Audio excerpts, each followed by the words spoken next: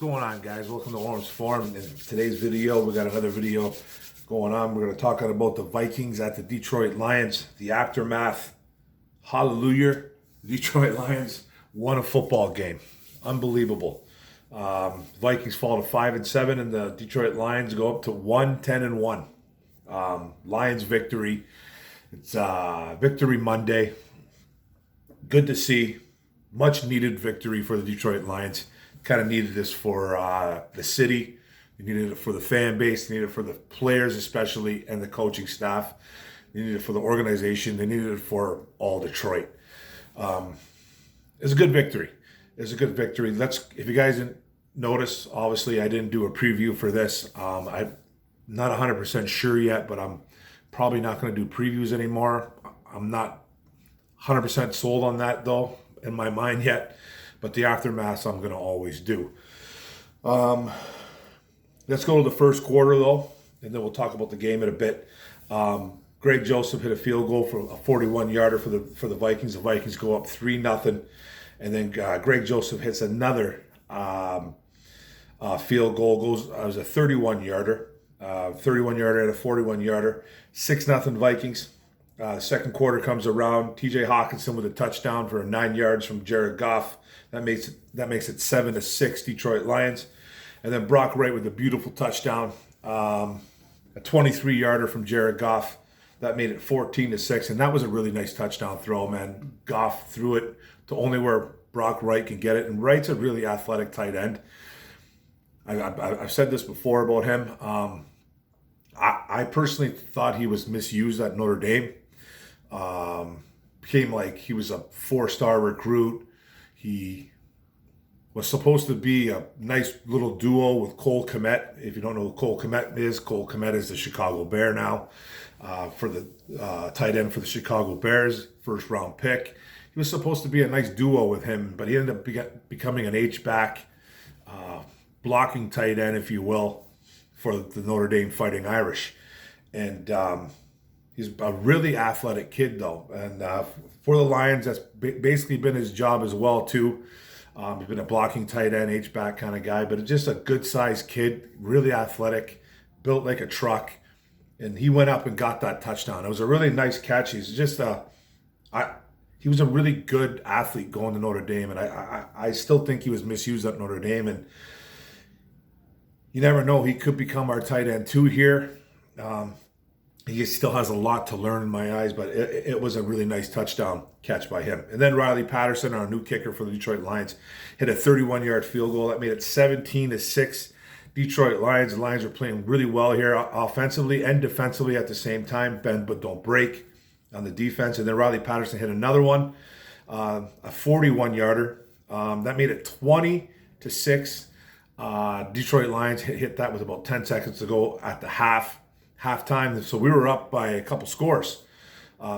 Biggest lead, I think, that we've had all year. We haven't led much, but that was a nice big lead going into halftime. Then halftime came around, third quarter came in. Greg Joseph hit a 31-yard field goal. Again, that made it 9-20, still in favor of the Lions.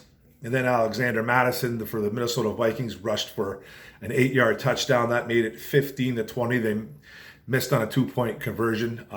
Minnesota missed on 3 2-point conversions, by the way. Then Riley Patterson hit another field goal for the Detroit Lions, another 49-yarder. That kid's got a leg. I think we found a kicker in Detroit, by the way. That made it 23-15 for the Detroit Lions. And then fourth quarter came around. KJ Osborne for the Minnesota Vikings had a touchdown, a 5-yarder. That made it 21-23, another failed 2-point conversion. And then the Minnesota Vikings got a Justin Jefferson touchdown, another short one, 3-yarder. That made it 27-23.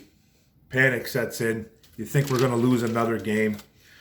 And then, boom, Amon-Ra St. Brown with the touchdown, 11-yarder, no time on the clock. I believe it was third down, too, as well. 27-29. Lions victory. Place goes nuts. Wasn't a packed house, though, but it was a really good win. Now, We'll talk about some stats, and then we'll talk about the win. We'll talk about the play and all that stuff.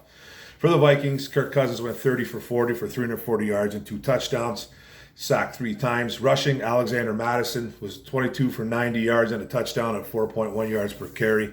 No Delvin Cook in this game. Receiving for Minnesota, Adam Thielen got hurt right away too as well. Caught like one ball at the beginning of the game and then twisted his ankle, twisted his knee. I forget what it was. But Justin Jefferson just destroyed the secondary. He had 11 catches for 182 yards and a touchdown, 16.5 yards per reception.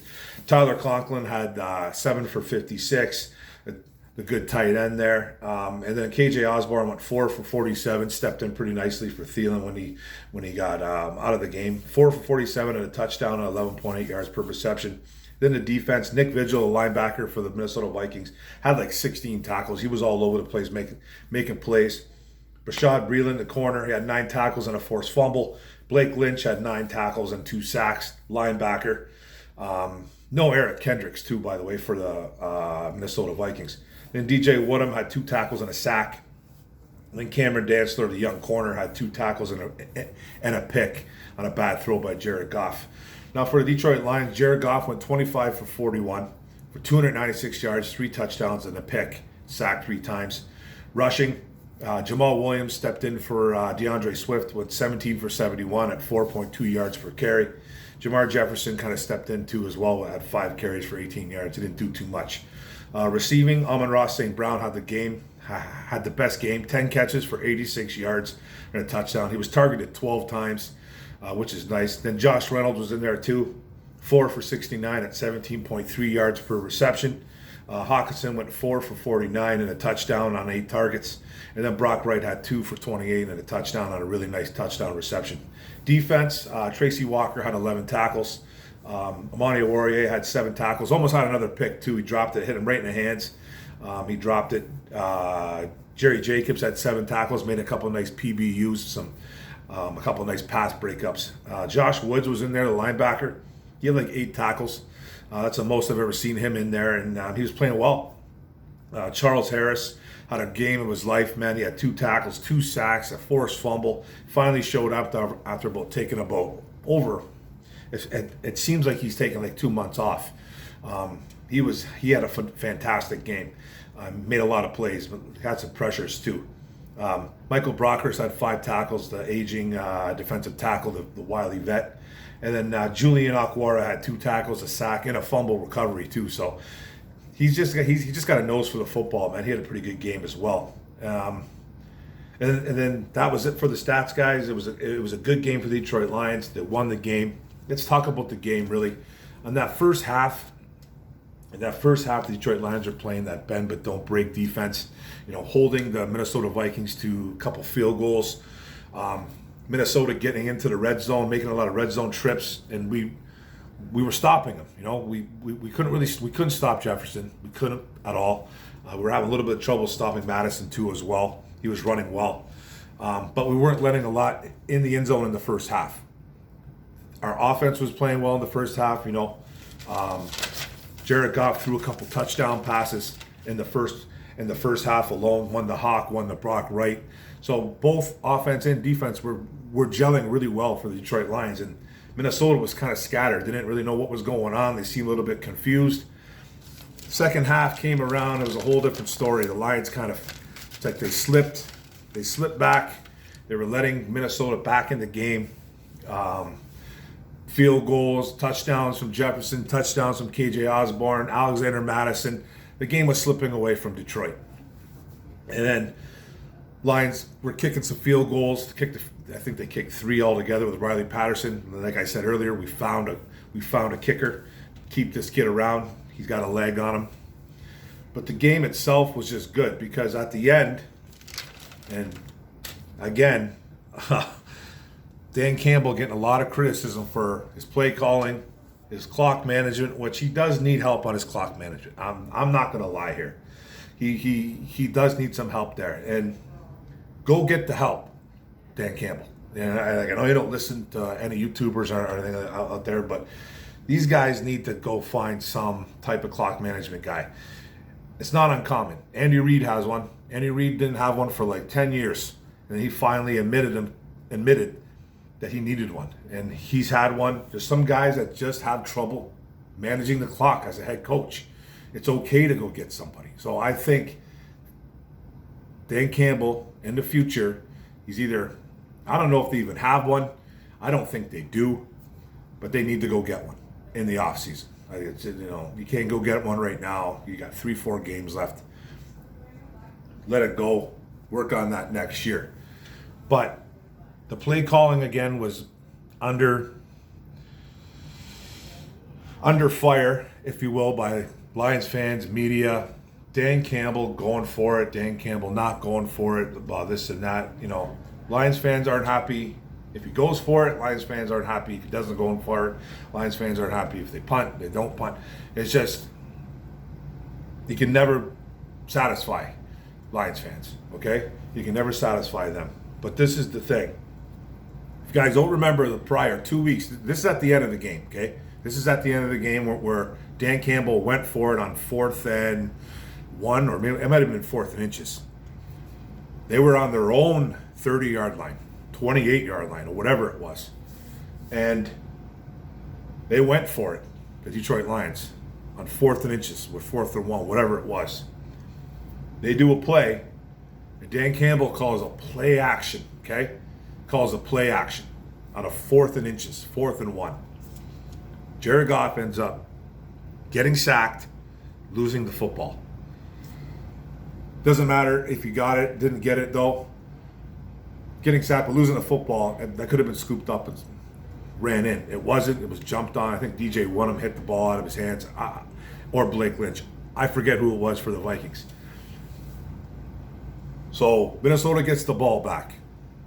Lions end up stopping them. The Vikings go up with that field goal or the touchdown that made it 27-23. They stopped the 2-point conversion. And then the Lions go on to the victory. But let me talk about this going for it. Okay, so they went for it. Under fire, big time, for doing that. For going in his own on our own 30, going for it.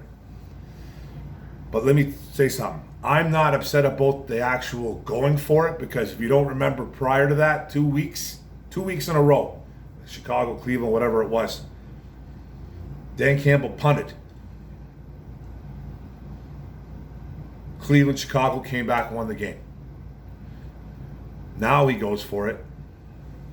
He gets lambasted, gets destroyed through media, through the fan base, doesn't get it. Vikings go up with a touchdown. Analytics said it's a good get. Go for it. It's actually a good play. The play call I didn't like. But we saw what happened 2 weeks prior to that. Okay? We saw what happened 2 weeks prior to that. They tried to play defense. They ran out the clock. Cleveland, Chicago ended up winning the game. And now when Dan Campbell goes for it now, so deep in his end zone, at the 30, 28, wherever we were, on our own 28, 30, was about 4 minutes to go in the game. And that short field, okay? It's a short field now. It's a shorter field. Minnesota had no choice. They can't run out the clock with 4 minutes to go on a short field like that. So they end up scoring. We end up getting $150 on there, and Jared Goff being able to possibly win the football game. Now, I don't think there's a soul on the planet saying that Jared Goff was going to go down there and score a touchdown. He looked like Matthew Stafford right there. When they had no timeouts, $150 on the clock, and they boop, boop, bop all the way down the field. 75 yards. It was a really good offensive drive by Jared Goff. It was phenomenal, actually. It was a great drive. But it was a smart move by Dan Campbell, and people don't want to hear it. People don't want to hear that because they think he's some type of buffoon, which sometimes you think he is. But on this particular decision was smart, Because I think if they would have punted, and I don't have a crystal ball in front of me, okay? I don't have a crystal ball in front of me, so I can't really tell you the truth. I can't really see into the future. Who knows what would have happened there? But more than likely, Minnesota would have milked out the clock and kicked the game-winning field goal, just like teams have been doing against us.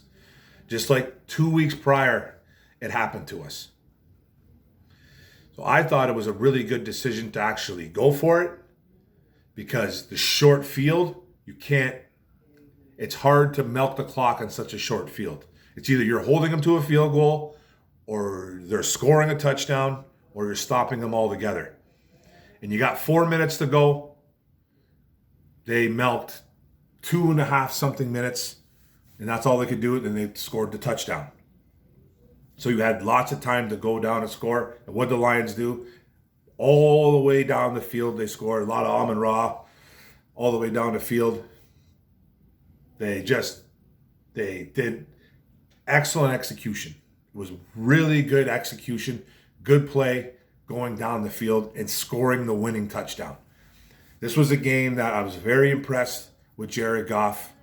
And I'm not going to sit here and tell you that I think Jared Goff is the future quarterback here. I'm not. But his last 2 weeks have been impressive. He wasn't fantastic last week in a loss, but he was better.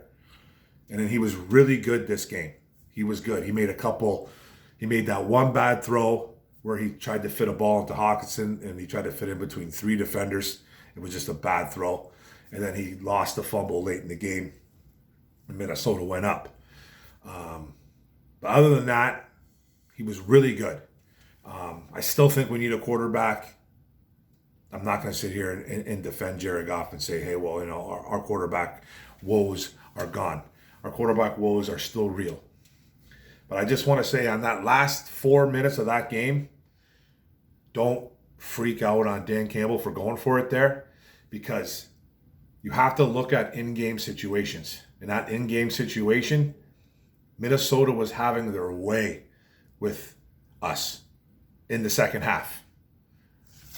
They were having our way with us. Offensively, defensively, we were breaking down. And 2 weeks prior, we lost games when we punted.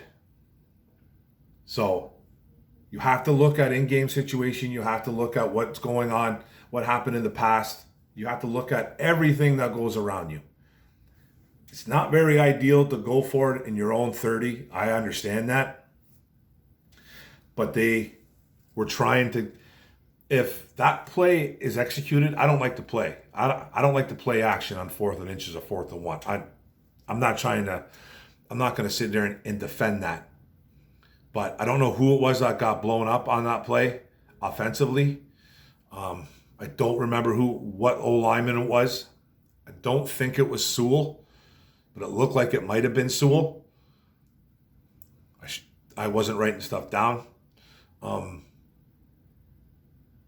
If Jared Goff, if that guy gets blocked, Jamal Williams is so wide open in the flat. It's crazy for 15, 20 yards.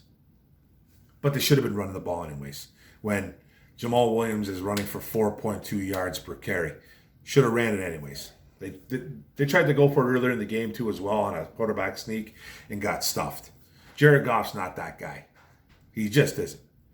So it just came down to I thought the call was okay by Dan Campbell. I just didn't like the play. I didn't like the decision. I liked the play call. I didn't like. Should have tried to hammer it in there with Jamal or Jefferson, one of those guys, because we saw what was going on in that second half with the Detroit Lions. They were not playing good football. They really weren't. But they got an opportunity at the end, and I thought it was a smart play call by Dan Campbell because it was the short field, and that's why I thought the play call. At first, I was freaking out. I overreacted. I was like, I can't even believe what they're doing here. Overreaction, right? You just overreact, but then you read what's going on. You hear the interviews. You put it all together, man. The next day, you kind of absorb it all, and then you can report it. So I thought it was actually a smart play by Dan Campbell, but a lot of people will not give him credit for it because they just think he's just some complete idiot. And you know, some of his stuff is very questionable, but I don't think he's an idiot. I don't think he's an idiot, and I think that was planned. I think that was planned because if you punted, there was a great chance that Minnesota, they were playing good offensively, was going to milk that clock all the way. We had no timeouts, and then it just would have been done. And then the game would have been done. Greg Joseph would have hit a 30, 40, whatever, 55-yard field goal like he did earlier in the year.